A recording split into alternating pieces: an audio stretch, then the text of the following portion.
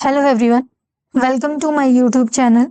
आज की इस वीडियो में हम डिस्कस करेंगे हरियाणा पब्लिक सर्विस कमीशन द्वारा जो भी असिस्टेंट प्रोफेसर की वैकेंसी रिलीज की गई है उनके सिलेबस के बारे में। इस वीडियो में हम बॉटनी और जूलॉजी दोनों का सिलेबस देखेंगे जो सिलेबस कमीशन के द्वारा जो है वो डिसाइड किया गया है। सबसे पहले हम बॉटनी का सिलेबस यहाँ पे देख सकते हैं। ये कमीशन की वेबसाइट पे ऑलरेडी उन्होंने जो है अपलोड किया है, आप लोगों ने देखा भी होगा, जिन्होंने नहीं देखा है उनके लिए ये वीडियो है। आप गो थ्रू कर सकते हो सिलेबस के लिए। बॉटनी एडवर्टाइजमेंट नंबर देखो, ये एडवर्टाइजमेंट नंबर है। अभी जो है वो रिलीज किया गया है। यहाँ पे आप सिलेबस जो आपके पास दिया गया है उसको हम डिस्कस करेंगे। सबसे पहले हम बात करते हैं पैटर्न की। कॉलेज कैडर का जो हरियाणा का जो कमीशन हो रहा है उसमें तीन जो है वो चीजें हैं। सबसे पहले आपके पास जो है वो स्क्रीनिंग वाला एग्जाम जो है वो लिया जाएगा। जो आपका स्क्रीनिंग वाला एग्जाम है उसके बाद जब आपका स्क्रीनिंग एग्जाम हो जाएगा देन वो जो है आपके एक सब्जेक्टिव पेपर कंडक्ट करेंगे और सब्जेक्टिव पेपर को कंडक्ट करने के बाद इंटरव्यू जो है वो आपका लिया जाएगा। यानी 3 स्टेप्स में कंप्लीटली जो ये प्रोसेस है वो चलेगी। सबसे पहले आपके पास जो है वो स्क्रीनिंग होगा। स्क्रीनिंग एग्जाम जो है आपका एमसीक्यू बेस्ड एग्जाम है। एमसीक्यू इसमें पूछे जाएंगे। अभी तक मोस्ट प्रोबेबली आपको 80-20 वाले रेशो में रहेगा कि 80 सब्जेक्टिव है और 20 जो है वो जनरल पार्ट रहेगा। क्योंकि ये कमीशन ने जो है वो मेरा नहीं है, मतलब कि किस तरह से होगा क्लियरिटी इसके ऊपर नहीं है। लेकिन जैसे पिछले एग्जाम थे हरियाणा कमीशन के, टीजीटी के एग्जाम उन्होंने इसी रेशो में दिए हैं, 80:20 में स्क्रीनिंग। होप सो ये वाला पेपर भी वैसे ही होगा। बाकी देखो, स्क्रीनिंग का एग्जाम है 80:20 में लिया जाएगा। जो अभी तक का हमें पैटर्न आइडिया पता है। उसके बाद जो है अब जो बच्चे इस पेपर को क्वालिफाई करेंगे फिर उनका जो है वो क्वालिफाइंग पेपर लिया जाएगा जो आपका सब्जेक्टिव पेपर रहेगा। सब्जेक्टिव यानी कि आपके रिटन जो है वो एग्जाम लिया जाएगा उसी सब्जेक्ट का। जब आपका सब्जेक्टिव पेपर हो जाएगा देन उसके बाद जो है वो इंटरव्यू आपका लिया जाएगा। यानी 3 जो है वो पोर्शन में डिवाइड किया गया है। ये जो आपके पास सिलेबस दिया गया बॉटनी का सिलेबस है, आप इसको जो है वो देख सकते हैं अगर आप प्रिपेयर कर रहे हैं हरियाणा के कैडर के लिए। अगर आप यहाँ से सिलेबस को देख रहे हो तो आप लोगों को आइडिया लग रहा होगा कि जैसे आपका नेट का सिलेबस है, बस वही सिलेबस, मोस्टली वही सिलेबस जो है आपका यहाँ पे भी जो है वो रखा गया है। इसी प्रकार से ये वाला सिलेबस रखा गया है। Molecular and their interaction relevant to biology, जिसके अंदर बायोकेमिस्ट्री को इंक्लूड किया गया है, वो आपकी फर्स्ट यूनिट है। Then cellular organisation cell biology unit है। स्ट्रक्चर ऑर्गेनाइजेशन फंक्शन है, organisation of gene and chromosome cell cycle, जो भी सेल बायोलॉजी से रिलेटेड पार्ट है वो सारा इस यूनिट में दिया गया है। देन फंडामेंटल प्रोसेसेस यानी कि मॉलिक्यूलर वाला जो आपका पार्ट है, DNA replication, repair, RNA synthesis, protein synthesis, ये सारी चीजें जो है आपकी फंडामेंटल प्रोसेसेस में आएंगी। Then developmental biology in relation to plants, obviously in relation to physiology की बात करेंगे तो वहां पे एनिमल्स के रिलेशन होगी। यहाँ पे इन रिलेशन टू प्लांट्स है जिसमें गैमेटोजेनेसिस, गैमेट कैसे बने, embryo, seed development, zygote, embryogenesis, जो भी है सारी चीजें इसमें आएगी। मोर्फोजेनेसिस, ऑर्गेनोजेनेसिस, एनाटॉमी की आप बात कर सकते हो। अगर जनरल टर्म में हम इसको दें तो ये वाला जो सेकंड पोर्शन है बी वाला, ये एनाटॉमी है आपकी। ऑर्गेनाइजेशन टिपिकल मेरिस्टेम की, सूट रूट डेवलपमेंट कैसे हो रही है, लीफ डेवलपमेंट कैसी है, और यहाँ पे फ्लोरल मेरिस्टेम, फ्लोरल डेवलपमेंट भी पूछी गई है। रैबिडोप्सिस एंड एंटीरेनियम में। ये इलैबोरेट करके आपको सिलेबस दिया गया था क्योंकि सब्जेक्टिव पेपर जब रहता है तो हमें पता होना चाहिए कि किस तरह से हमारा जो है वो सिलेबस है। मोस्ट प्रोबेबली इसलिए इन्होंने इतना जो इलैबोरेट करके उस सिलेबस को दिया है।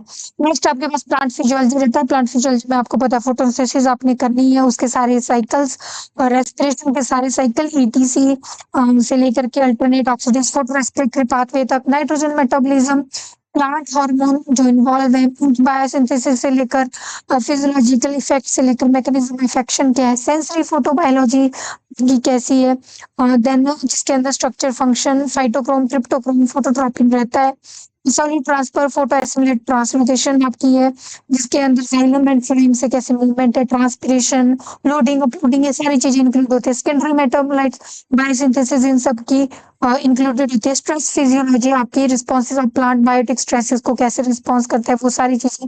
Fungus season program cell death ये सारी चीजें इंक्लूड है। सीड बायोलॉजी फिर उसके बाद जिसके अंदर सीड टर्मेंसी वगैरह को पूछा जाता है। सो ये प्लांट फिजियोलॉजी था आपको। नेक्स्ट इज इनहेरिटेंस बायोलॉजी यानी कि आपकी जेनेटिक्स वाला पोर्शन।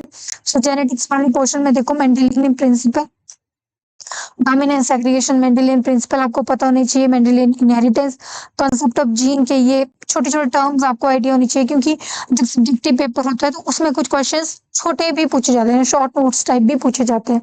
देन मेंडेलियन प्रिंसिपल के बाद को डोमिनेंस, इनकम्प्लीट डोमिनेंस, ये सारी एक्सटेंशन जो मेंडेलियन प्रिंसिपल की थी। Gene mapping method, extra chromosomal inheritance आपको पता होनी चाहिए। माइक्रोबियल जेनेटिक्स आपकी सही से ट्रांसफॉर्मेशन कंजुगेशन जिसके अंदर आती है। Qualitative quantitative genetics, mutation, structural numerical information, chromosome deletion, duplication जो इंक्लूडेड होती है, रिकॉम्बिनेशन, ये सारी चीजें जो आपको पता होनी चाहिए। Then diversity of plants, plants की डाइवर्सिटी में ऑब्वियसली आपके सारे bacteria, virus, algae, fungi, bryophytes, pteridophytes ये सारी चीजें इंक्लूड होगी। उनकी जनरल स्ट्रक्चर से लेकर classification, economic importance, evolution of, देखो ब्रायोफाइट्स में पूछा गया एवोल्यूशन ऑफ स्पोरोफाइट। अब यहाँ पे अगर आप फंजाई की बात करो, structure, reproduction, classification, economic importance, कुछ टर्म है हिट्रोकैरेसिस, हिट्रोथैलेमिज्म, पैरासेक्सुअलिटी, न्यूटन्स की बात की गई है, ये सारी चीजें इंक्लूड की गई है। सो आपने देखना है सिलेबस को, डिटेल सिलेबस को देखो, उसी में से जो है क्वेश्चन पूछे जाएंगे। And pteridophytes, origin of seed habitat, pteridophytes को भी इंक्लूड किया गया। स्टिल एवोल्यूशन इनमें इसमें इंक्लूड की गई है। सोरल एवोल्यूशन, ये सारी चीजें भी इसके ऊपर एक क्वेश्चन बन ही जाता है, बहुत ही कॉमन जो है वो चीजें हैं बॉटनी के अंदर। Gymnosperm, structure, reproduction, classification, economic importance रहेगा। Then systematic anatomy, embryology, economic botany, ये सारा पोर्शन एक में इंक्लूड किया गया जिसके अंदर टैक्सोनॉमी बताई गई है। क्लासिफिकेशन ऑफ एंजियोस्पर्म आपको पता होनी चाहिए। इकोनॉमिक बॉटनी में origin, evolution, cereal, pulses, oil yielding plant, fibre yielding plant, spices, important medicinal plant, ये सारी चीजें आपको पता होनी चाहिए। Then embryology, pollen, pistil infection, sporophytic, gametophytic incompatibility क्या है, मेंडोस्पर्म डेवलपमेंट, एक्सपेरिमेंटल एम्ब्रियोलॉजी, ये सारी चीजें। देन एनाटॉमी आपके पास आ जाता है, simple complex tissue, anatomy in relation to taxonomy, monocot, dicot, root stem, phyllotaxy, shoot apical meristem, root apical meristem, secondary root कैसे होती है इनके अंदर, सेकेंडरी स्ट्रक्चर कैसी होती है, ये सारी चीजें एनाटॉमी के अंदर आ जाएगी। देन इकोलॉजिकल प्रिंसिपल यानी कि इकोलॉजी वाला part, environment, habitat and needs क्या है, population ecology, species interaction, community ecology. Then उसके बाद इकोलॉजिकल सक्सेशन आपको पता होनी चाहिए, इकोसिस्टम इकोलॉजी, ये सारी चीजें। Biogeography, applied ecology, conservation biology और पॉपुलेशन जेनेटिक्स। पॉपुलेशन जेनेटिक्स के अंदर वही जो आपका हार्ट लॉ रहता है, population gene pool, gene frequency, adaptive prediction, ये सारी चीजें जो आपकी पॉपुलेशन जेनेटिक्स में आती है। देन लास्ट में बोला गया अप्लाइड बायोलॉजी और method in biology. Applied biology में माइक्रोबियल फर्मेंटेशन, प्रोडक्शन, ये चीजें आएगी। Transgenic plants, genomic application, bio sources, breeding, bioremediation. और मेथड्स की अगर हम बात करें, वहां पे जो टेक्निक्स वगैरह होती है वो इंक्लूड की जाती है। जितनी भी molecular biology and recombinant DNA method है, जितनी हमें टेक्निक है, आइसोलेशन, वेरिफिकेशन वाली, प्रोटीन सीक्वेंसिंग या वेक्टर, ये सारी चीजें बहुत ही डिटेल में यहाँ पे बोला गया, आप देख सकते हो इसको। और plant cell and tissue culture, तो यहाँ पे totipotency, organogenesis, adventive embryogenesis, fundamental aspect of morphogenesis, ये सारी चीजें जो वो इंक्लूड की गई है। सो ये आपका सिलेबस है बॉटनी का। सो बहुत ही डिटेल सिलेबस आपको दिया गया है, क्योंकि सब्जेक्टिव पेपर भी रहता है। सो डिटेल सिलेबस जो है हमें जरूरी हो जाता है, इसलिए इस तरह से जो है आपका सिलेबस दिया गया है। हम बात करते हैं जूलॉजी के सिलेबस की। सो ये बॉटनी का आपका सिलेबस था। अगर हम वेबसाइट पे जाएंगे तो यहाँ पे हमें जो है वो जूलॉजी का सिलेबस भी जो है आपको मिल जाएगा। Syllabus for the assistant professor in the subject of zoology. So ये आपके पास जूलॉजी का जो है आपका सिलेबस है। सो जूलॉजी के सिलेबस की अगर हम बात करें, सो जिस तरह से मैंने बोला था, जैसे आपको बॉटनी का सिलेबस है वैसे ही रहेगा। बस देखना यहाँ पे चेंज किया होगा, डेवलपमेंटल बायोलॉजी एनिमल में होगा, फिजियोलॉजी एनिमल फिजियोलॉजी होगी, बाकी अप्लाइड जूलॉजी जो है आपकी रहेगी। सो अगर आप सिलेबस को देखोगे, वही है molecules and interaction relevant to biology यानी बायोकेमिस्ट्री वाली यूनिट। देन उसके बाद सेलुलर ऑर्गेनाइजेशन, जिसको हम कहते हैं सेल बायो वाली यूनिट जो है आपकी रहती है। सो यहाँ पे ऑब्वियसली कुछ चीजें जो है वो आपकी इंक्लूडेड होती है जूलॉजी में ही, तो उनको जो है वो एक्स्ट्रा बताया गया है। बाकी बॉटनी में इस चीज को जो है इंक्लूड नहीं किया गया।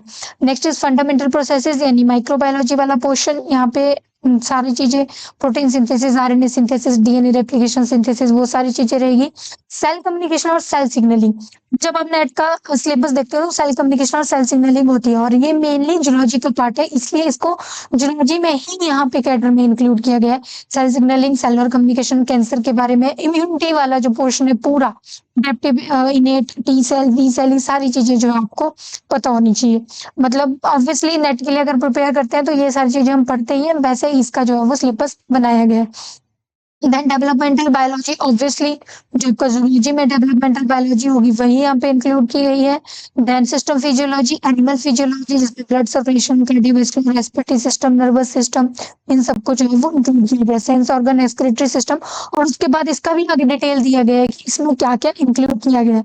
Then stress and adaptation, digestive system, endocrinology and reproduction यहाँ पे इंक्लूड किया गया है। इनहेरिटेंस बायोलॉजी वही है, जेनेटिक्स को यहाँ पे इंक्लूड किया गया है। इसमें ह्यूमन जेनेटिक्स को इंक्लूड किया जाएगा जो आपका बॉटनी में नहीं होगा। नेक्स्ट आपके पास है डाइवर्सिटी ऑफ एनिमल्स, वहाँ पे डाइवर्सिटी ऑफ प्लांट्स था, यहाँ पे एनिमल्स का है। वही टैक्सोनॉमी रहेगा, स्ट्रक्चर, ऑर्गेनाइजेशन, क्लासिफिकेशन एनिमल्स की रहेगी।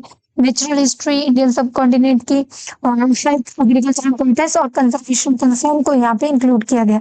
इकोलॉजी में सारी चीजें सेम ही रहती है, बॉटनी में और जूलॉजी की मोस्टली जो है वो सेम आपके पास इकोलॉजी जो है वो होती है।